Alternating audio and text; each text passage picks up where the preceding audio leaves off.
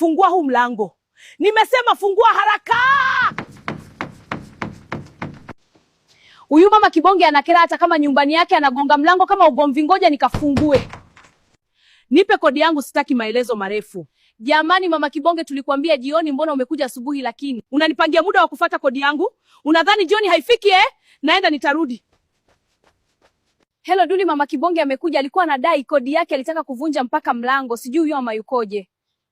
Hello, jamani huyu mama Kibonge atatutoa roho, subiri nikitoka kazini nitapita kwake niongee naye. Afadhali umejileta wapi pesa yangu? Mama Kibonge, leo sijafanikiwa kupata pesa, nitakupa kesho.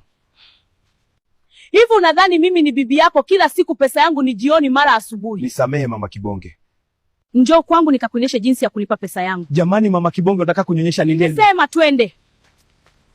Hata hivyo nakupendaga sana, basi leo tutafanya kidogo tu, unasema. Jamani mama Kibonge, si. Mimi sijali kama una pesa yangu, nifanyeje? Huyu si ni Duli jamani, vipi tena mama Kibonge? Wewe Duli, wewe tunaenda kumwambia Zainabu. Nitawakata masikio, jichanganyeni.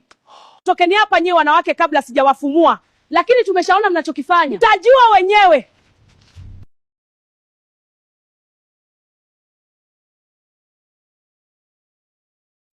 Mama Kibonge, vipi kama wakienda kumwambia mke wangu? Kwani unaogopa nini wewe, mwanaume usio moga moga? Kazi ipo. Kwa hiyo pesa yangu unanipa lini? Nitakupa mama Kibonge, usijali. Basi itakuwa hivi hivi mpaka unipe. Mama Kibonge, hii haiko sawa.